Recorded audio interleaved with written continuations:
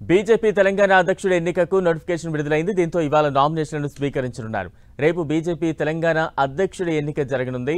అధ్యక్షుడి రేసులో ఈటెల, బండి సంజయ్, అరవింద్, రఘునందన్, డి కరుణ, రామచంద్రరావు, పాయల్ శంకర్ తదితరులు ఉన్నారు.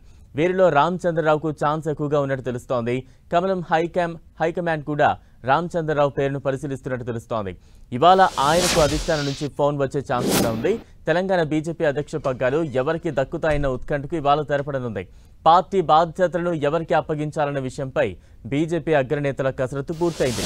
అధికార కాంగ్రెస్ ను ఎదుర్కోవడం, పార్టీని బలోపేతం చేయడం, స్థానిక సంస్థల ఎన్నికలు తదితర అంశాలను కొత్త అధ్యక్షుని ఎంపికలో పరిగణలోకి తీసుకుంటున్నట్టు తెలుస్తోంది.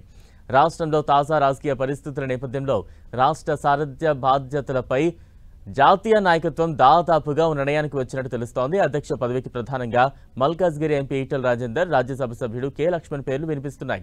మాజీ ఎమ్మెల్సీ రామచంద్రరావు పేరును ఆర్ఎస్ఎస్తో పాటు కొందరు సీనియర్ నేతలు బలంగా ప్రతిపాదించినట్లు సమాచారం. కొత్త సారథి పదవీ కాలం 3 సంవత్సరాలు ఉంటుంది. రాష్ట్రంలో అసెంబ్లీ ఎన్నికలకు 3.5 సంవత్సరాల వ్యవధి ఉంది.